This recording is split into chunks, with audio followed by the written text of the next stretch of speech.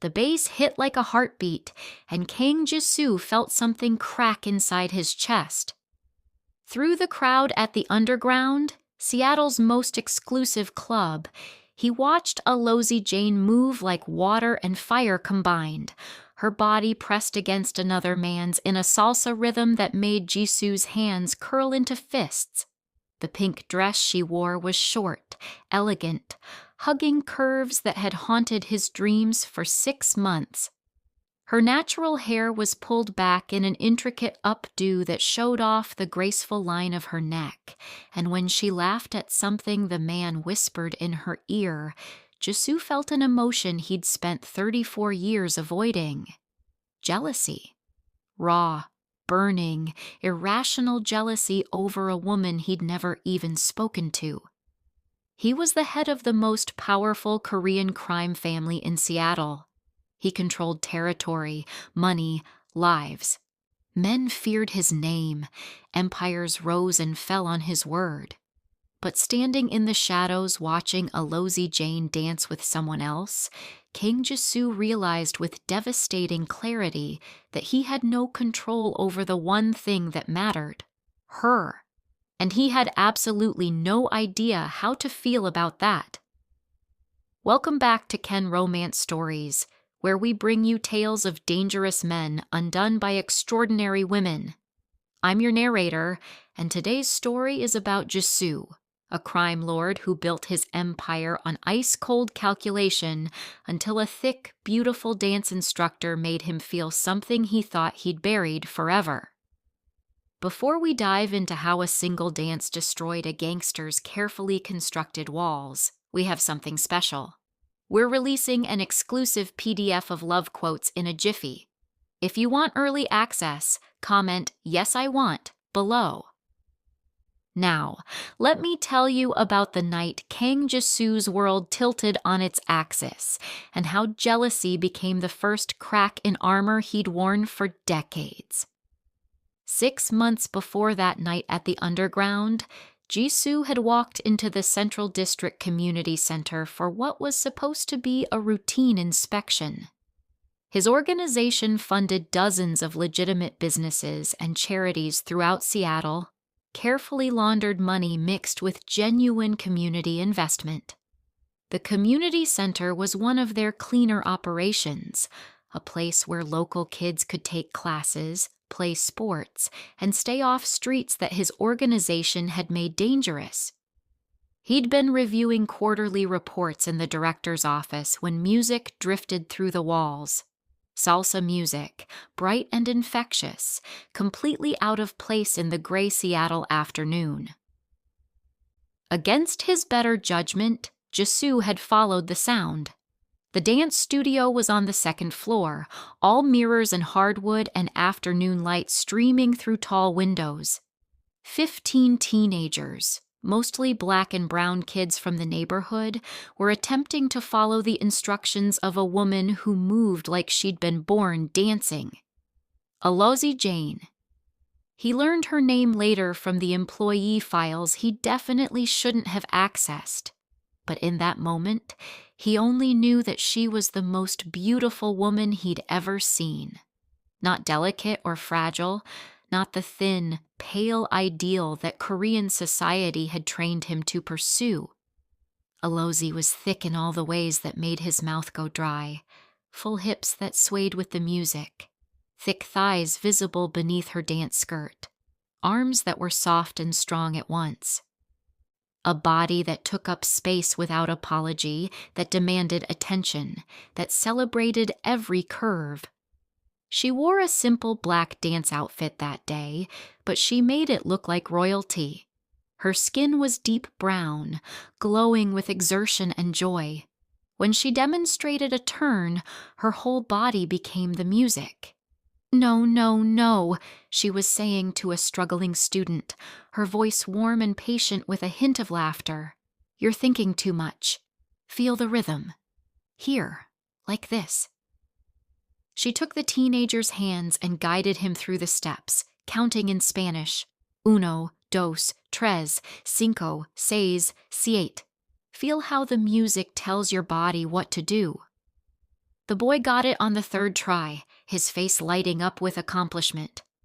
Alozie's answering smile was so genuine, so full of pride for this kid's small victory, that Jisoo felt something shift in his chest. Something he'd thought died with his father 15 years ago when he'd been forced to choose between family loyalty and personal happiness. He'd chosen loyalty, became what his father needed him to be, built walls around everything soft inside him until he was exactly what a crime lord should be. Cold, calculating, unmoved by anything except strategy and power. But watching Alozie Jane dance, watching her pour love and patience into kids that society had written off, those walls developed their first crack. Mr. Kang, the center director, had found him standing in the studio doorway. "Is everything satisfactory with your inspection?" "More than satisfactory," Jisoo had said, tearing his eyes away from Alozie with physical effort. "The center is doing excellent work. Keep it up." He'd left immediately, telling himself it was a momentary distraction. Nothing more. He was wrong. Over the next 6 months, Jisoo found excuses to visit the community center with increasing frequency. Budget reviews that required his personal attention, quarterly reports that somehow always needed to be discussed on Mondays and Wednesdays when Alozie taught salsa, facility inspections that coincidentally happened during her Tuesday and Thursday bachata classes. He learned her schedule like it was territory to be conquered. Learned that she arrived 30 minutes early and stayed an hour late. That she bought café con leche with cinnamon from the bodega on the corner every morning. That she volunteered at the homeless shelter on weekends and read to kids at the library on Tuesday nights after her classes. He learned that she'd grown up in the Central District before gentrification scattered her community. That she'd studied dance at Cornish College of the Arts, but couldn't afford to pursue performance professionally. That teaching these kids was more than a job to her. It was a mission, a way of keeping culture and joy alive in a neighborhood that was being systematically erased. Jisoo learned all of this through careful observation and discreet inquiries, building a file on Alozie Jane like she was an asset to be acquired. But she wasn't an asset. She was a woman who made him feel things he'd sworn he'd never feel again. Hope, longing, the dangerous belief that maybe he could be something other than what his father had made him. He never spoke to her directly, convinced himself that watching was enough, that this distant connection, her unknowing presence in his life, was all he deserved or could handle. He told himself he was protecting her by staying away. His world was blood and violence and decisions that destroyed lives. Alozie Jane was light and music and genuine kindness. They existed in different universes that should never collide. Then Minjun, his second in command, had invited him to the underground for a meeting with the Mexican cartels who controlled the ports. Territory disputes needed negotiating. Profit shares required discussion. Standard business in the world Jisoo inhabited. He'd agreed without thinking twice. Had no idea that Friday nights at the underground featured live salsa bands. Had no idea that the club was one of Seattle's premier Latin dance venues. Had no idea that Alozie Jane would be there, spinning in another man's arms, laughing with abandon, looking more beautiful than should be legally allowed. The pink dress she wore was everything. Short enough to show those thick, gorgeous legs that Jisoo had only seen in dance pants. Tight enough to celebrate every curve, every inch of her body that the world told her to hide, but she refused to apologize for. The color made her skin glow like bronze in firelight. Elegant straps showed off her shoulders. When she moved, the dress moved with her like it was made for dancing, for celebration, for joy, and she was dancing with him. Marcus Chen. Jisoo had learned his name within 5 minutes of seeing them together, had his entire background within 10. Attorney for the city, 32 years old. Went to University of Washington with Alozie, graduated the same year. Old friends according to social media, though Jisoo's gut said Marcus wanted to be more. The way he touched her waist, the way he leaned close to whisper in her ear, the way he looked at her like she was the only woman in the room. All of it screamed intimacy, history, a connection that Jisoo would never have. "Sir," Minjun appeared at his elbow, concern written across his usually impassive face. "The Mexicans are waiting in the VIP section. They're getting impatient." Jisoo couldn't move. His eyes were locked on Alozie as she executed a perfect turn, her dress flaring around those thick thighs, her head thrown back in laughter. The jealousy burning through him was unlike anything he'd ever experienced. Not the cold anger when someone challenged his authority, not the calculated rage when rivals threatened his territory. This was hot, irrational, all-consuming. This was the feeling of watching something precious that you had no right to claim being held by someone else. "Who is he?" Jisoo heard himself ask, his voice coming out rougher than intended. "Marcus Chen," Minjun replied, following his boss's gaze with growing understanding. "City attorney. Clean record. They went to college together. Old friends. Old friends." The words made Jisoo's jaw clench. Marcus had years of history with Alozie, shared memories from when they were young and hopeful, inside jokes, a foundation built on normalcy and light, everything Jisoo's world wasn't. They probably went to parties together, studied in libraries, had friend groups and casual hangouts, and all the ordinary experiences that Jisoo had traded for power and blood. "How long?" Jisoo asked.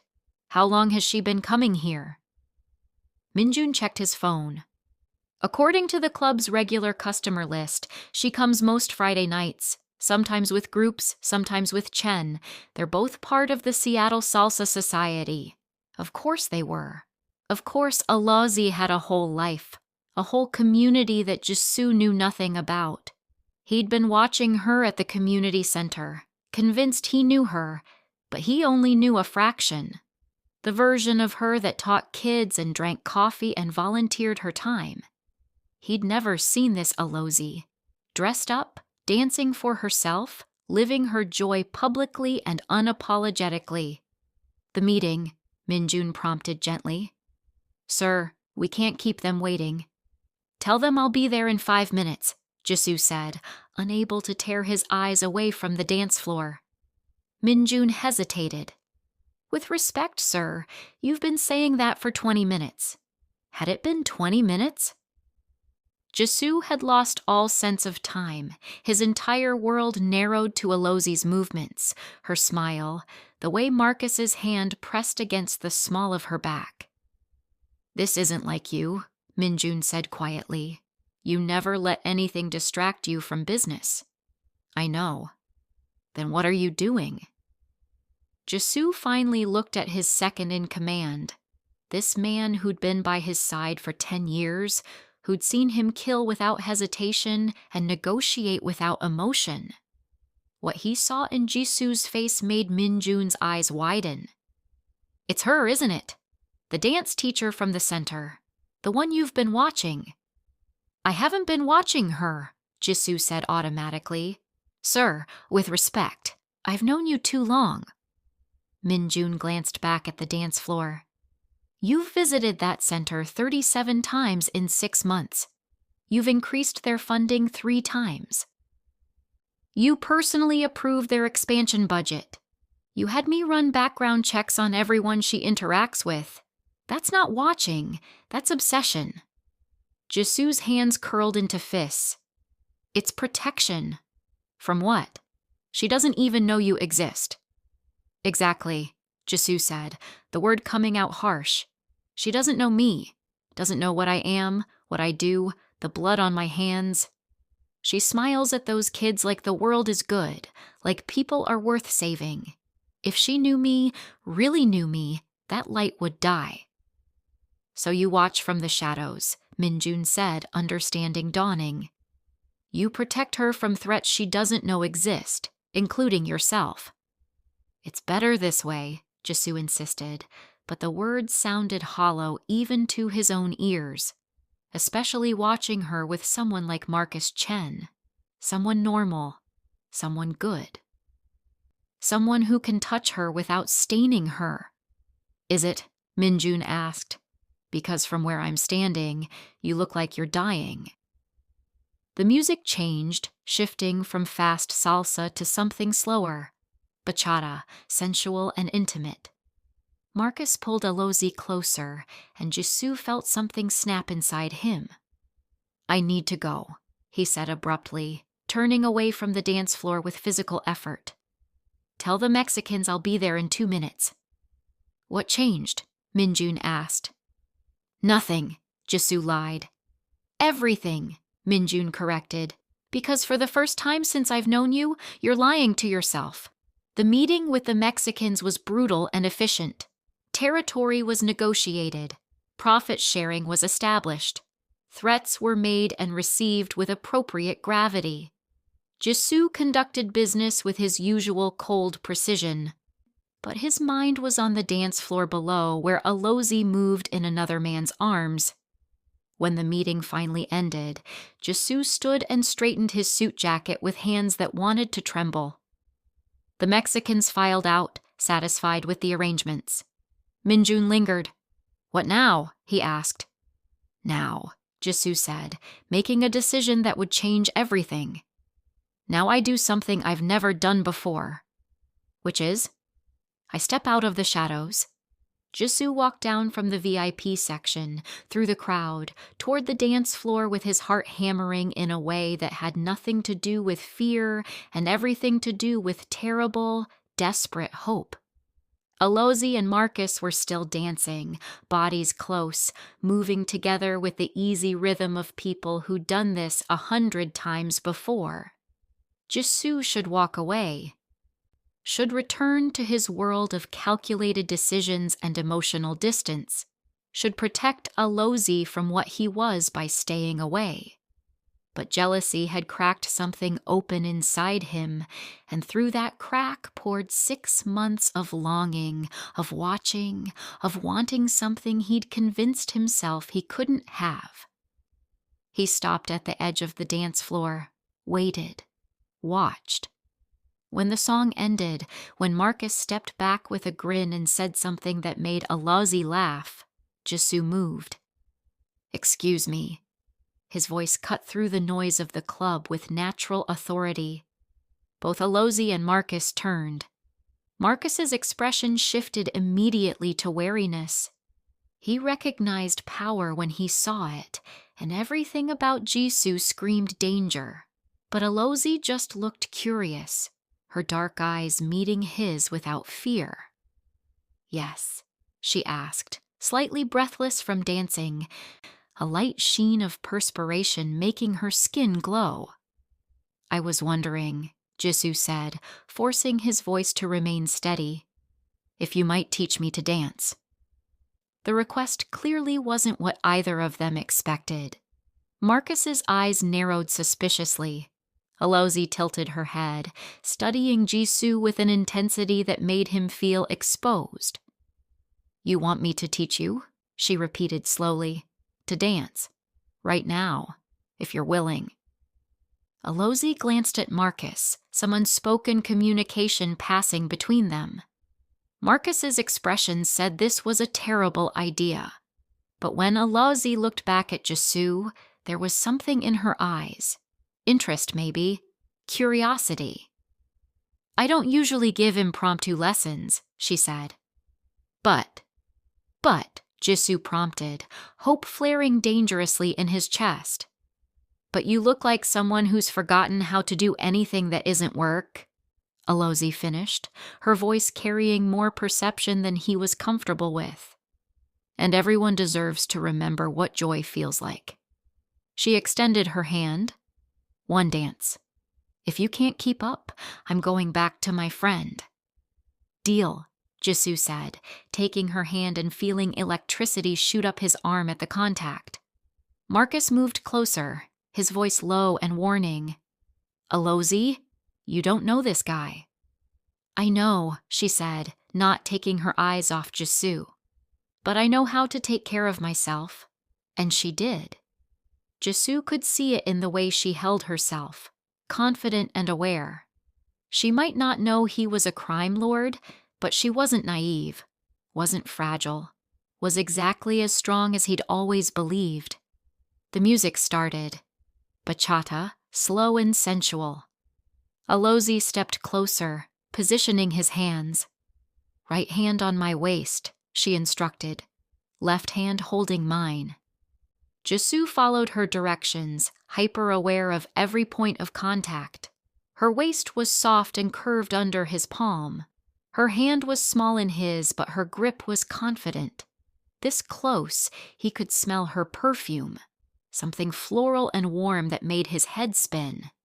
Now, the basic step is simple, Alozie said, her voice shifting into teacher mode. Side, together, side, tap. Feel the rhythm. 1, 2, 3, 4. She started moving, and Jisoo tried to follow. He'd negotiated treaties, orchestrated complex criminal operations, commanded men in life-or-death situations. But following Alozie's lead in a simple dance step made him feel clumsy and uncertain in ways he'd trained himself never to be. You're thinking too much, Alozie said, echoing what he'd heard her tell her students. Stop trying to control it. Let the music tell your body what to do. I'm not good at letting go of control, Jisoo admitted. She smiled, and it was like the sun breaking through clouds. I can tell. Everything about you screams control. The suit, the posture, the way you hold yourself like you're expecting attack. But dance isn't about control. It's about connection. Feel the music. Feel your partner. Trust the rhythm. Trust. The word landed like a punch. Jisoo didn't trust anyone except Minjun, and even that had taken years. But looking into Alozie's warm brown eyes, feeling her body move against his, he found himself wanting to try.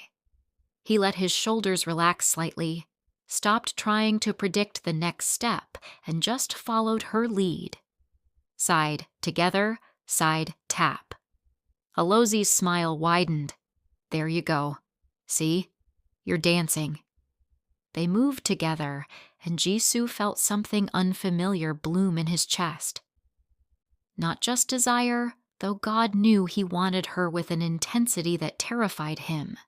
This was something deeper, a connection, a rightness that he'd never experienced with another person.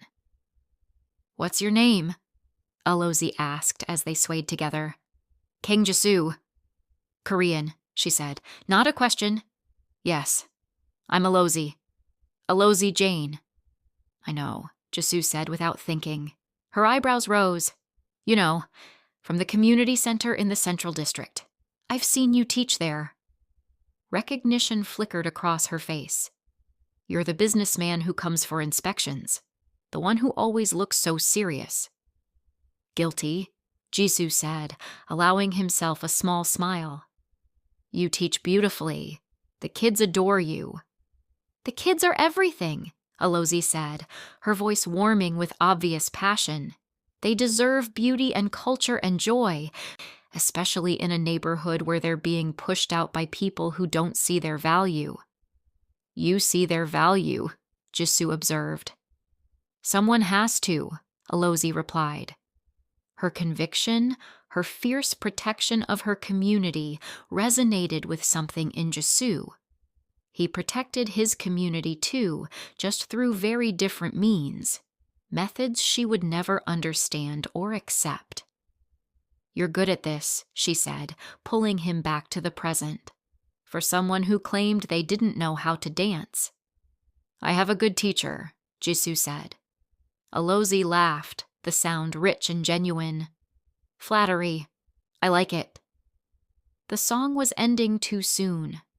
Jisoo wanted to pull her closer, to keep dancing, to exist in this moment where he was just a man and she was just a woman, and the darkness of his world didn't matter. But the music stopped.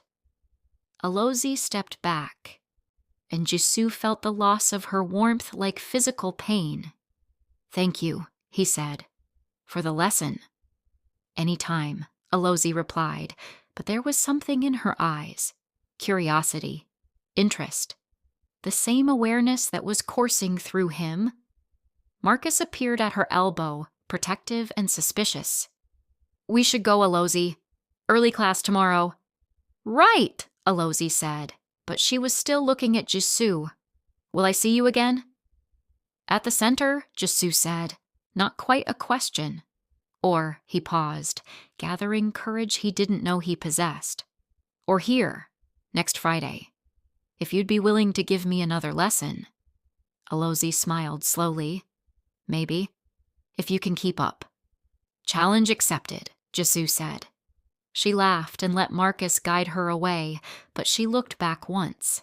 In that glance, Jisoo saw possibility, danger.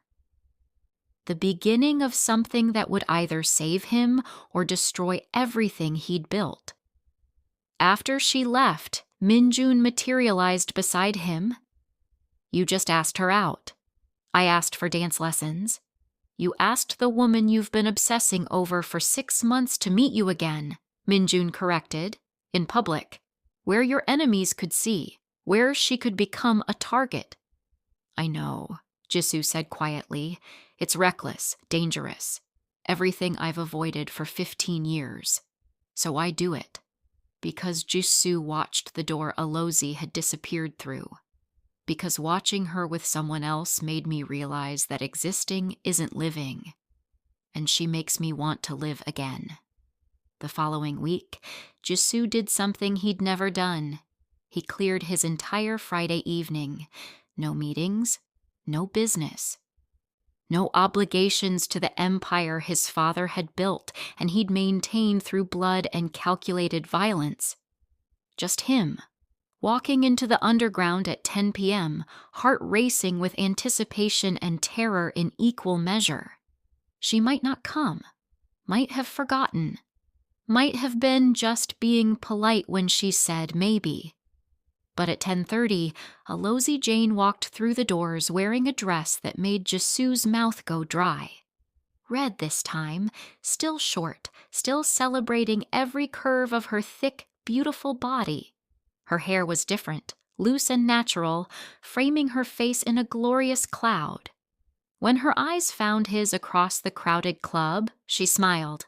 Not polite, not dismissive, genuine and warm and interested. Jisoo met her on the dance floor. "You came," she said. "I said I would. Most men don't show up. I'm not most men." "No," Alozie said, studying him with those perceptive eyes. "No, you're definitely not." She took his hand. "Ready for lesson 2. Always." Over the next 3 months, Friday nights became sacred. Jisoo learned salsa and bachata, merengue and cumbia. Learned that Alozie had been born in Nigeria, moved to Seattle when she was 5, that her full name meant God's gift, and she tried to live up to it, that she'd been heavy her whole life and spent years apologizing for taking up space before deciding the world could deal with all of her or none of her. He learned that she chose all of her, loudly and unapologetically, that she wore bright colors and tight dresses and danced like she was made of music because hiding had never protected her anyway. He learned that she was brilliant and fierce and kinder than anyone he'd ever known. And slowly, carefully, he let her learn him. Not the whole truth, not yet, but pieces. That he'd grown up in soul until he was 12, that his father had been demanding and difficult, that he'd had to become cold to survive, that dancing with her was the first time in 15 years he'd felt like he could breathe. "What do you do?" Alozie asked one night as they swayed together, when you're not inspecting community centers or learning to dance. I handle family business, Jisoo said, which was technically true. Import and export. Investments. What kind of investments? The kind that make sure people are taken care of. Vague, Alozie observed. You're good at that. Giving answers that sound like answers, but don't actually tell me anything. Old habit, Jisoo admitted. I'm used to keeping my cards close. Why? Because in my world, information is currency. And people use what they know against you. Sounds lonely, Alozie said softly. It is, Jisoo heard himself say. It has been. Until, Alozie prompted. Until I watched you dance and remembered that lonely isn't the same as inevitable. The confession hung between them. Alozie's eyes searched his face, seeing more than he was comfortable with. Whatever you're hiding, she said quietly. Whatever you're not telling me. I hope someday you trust me enough to share it. I'm not a good man, Alozie, Jisoo said, needing her to understand. I've done things I can't take back, made decisions that hurt people, built a life on foundations you would never approve of. Everyone has darkness, Jisoo. The question is what you do with it.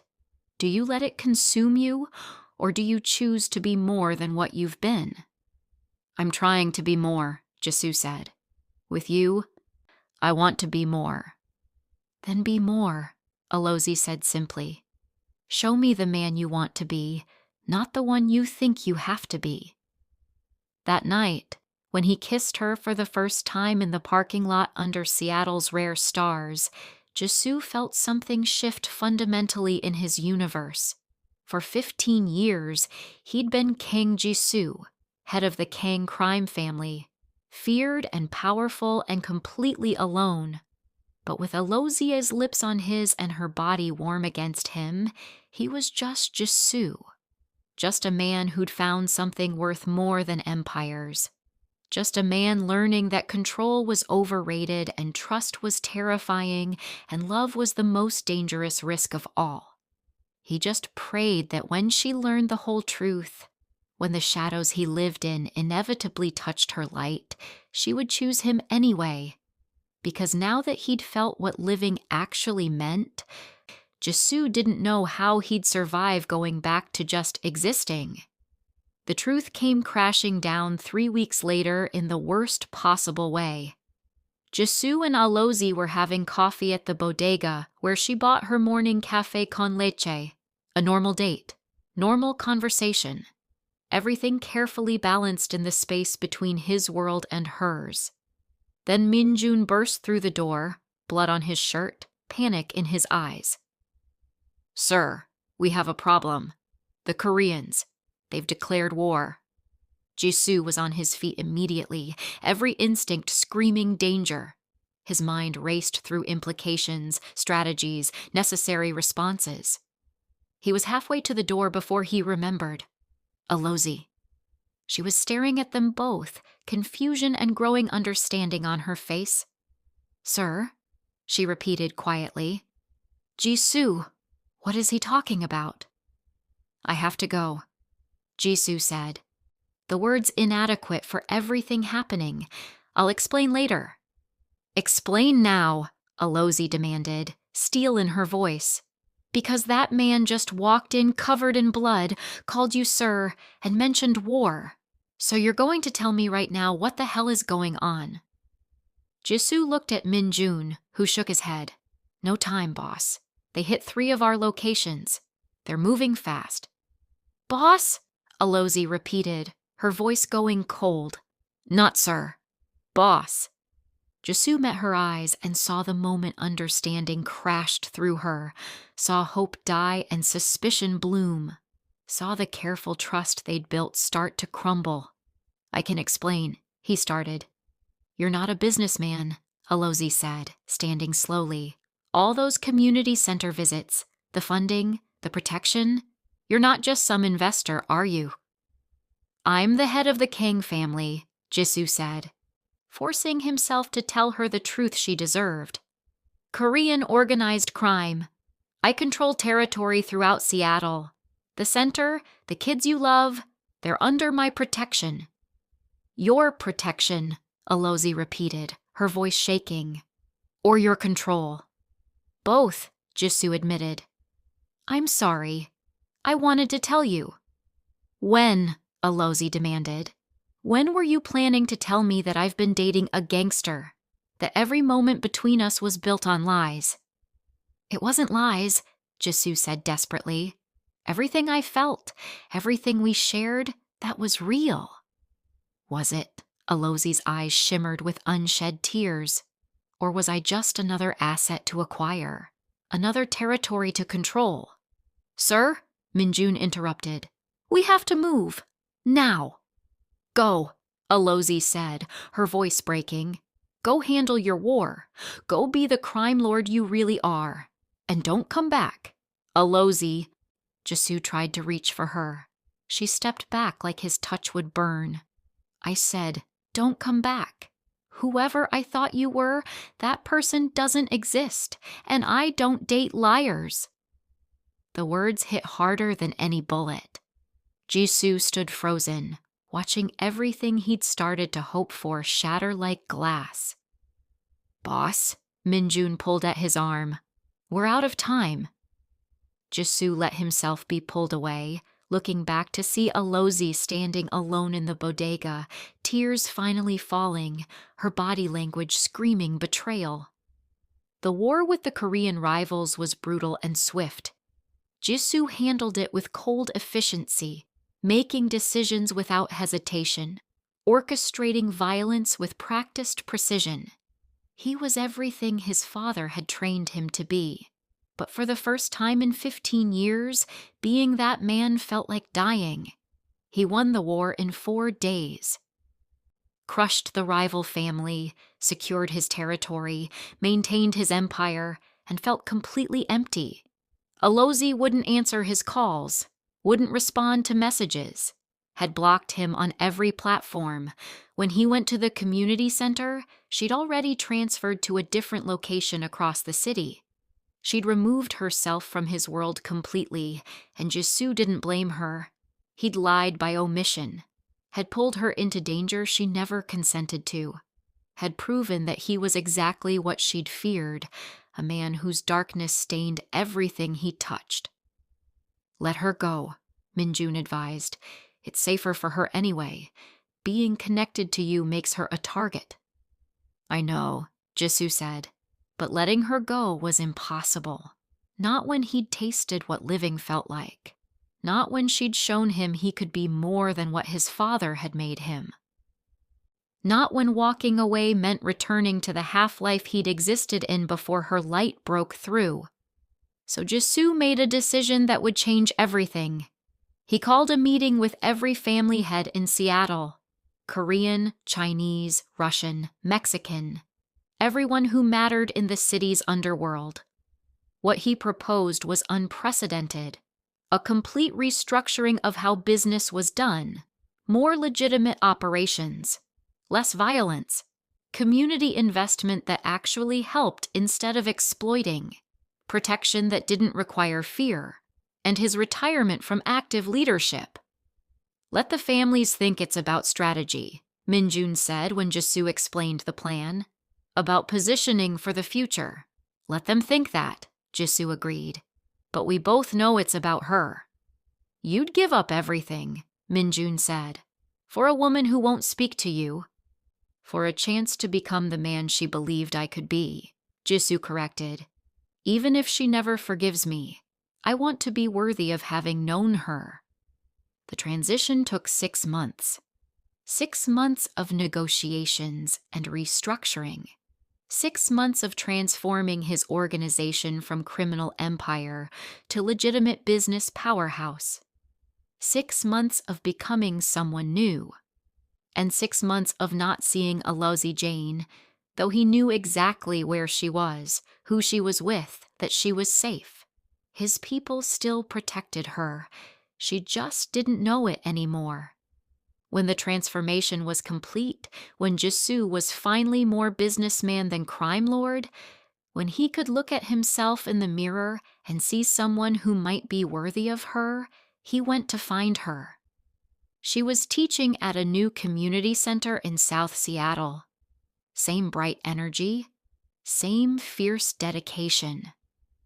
Same beautiful body moving to music like she'd been born dancing. Jisoo waited until the class ended, until the kids filtered out, until Alozie was alone, packing up her equipment. Then he stepped into the studio. Alozie froze when she saw him. Her expression cycled through shock, anger, hurt, and something that might have been longing before settling on careful neutrality. "You shouldn't be here." "I know," Jisoo said. "But I needed you to know something. I don't want to hear it." "I'm out, Alozie. Out! I transferred leadership 6 months ago. My family's operations are mostly legitimate now. I'm not the same man I was." "You think that fixes it?" Alozie asked, her voice sharp with pain. "You think going legitimate erases the lies?" "No," Jisoo said. "Nothing erases what I did, how I deceived you, but I'm trying to be the man you saw in me. The one you believed I could be." "Why?" Alozie demanded. "Why does it matter?" "Because," Jisoo took a step closer, "because for 15 years I was half alive, going through motions, feeling nothing, convinced that's all I deserved. Then I saw you dance and remembered what joy looked like. You talked to me like I was human, and I remembered what connection felt like. You touched me, and I remembered that hearts could still beat for something other than survival." He met her eyes. "I love you, Alozie Jane. I've loved you since the first moment I saw you, even though I didn't know how to name it. And I will spend the rest of my life becoming worthy of that love, whether you choose me or not." Tears streamed down Alozie's face. "You broke my heart. I know. You lied to me. I did. You made me believe in something that wasn't real." "That's where you're wrong," Jisoo said softly. "Everything between us was real. The connection, the feelings, the way I looked at you, the way you saw me. That was the most real thing in my life. The rest, the lies and omissions, those were me being afraid. Afraid that if you knew the truth, you'd look at me the way everyone else does, with fear instead of warmth." "You didn't give me the choice," Alozie said. "You decided for me what I could handle." "You're right," Jisoo said. "And I'm sorry. I'm so deeply sorry, Alozie. If I could go back and do it differently, tell you the truth from the beginning, I would. But I can't. All I can do is promise to never lie to you again, to never make decisions for you, to trust you with all of me, even the dark parts." For a long moment, Alozie just looked at him. Then quietly she asked, "Why me, Jisoo? Of all the women in Seattle, why did you choose me?" "Because you're extraordinary," Jisoo said.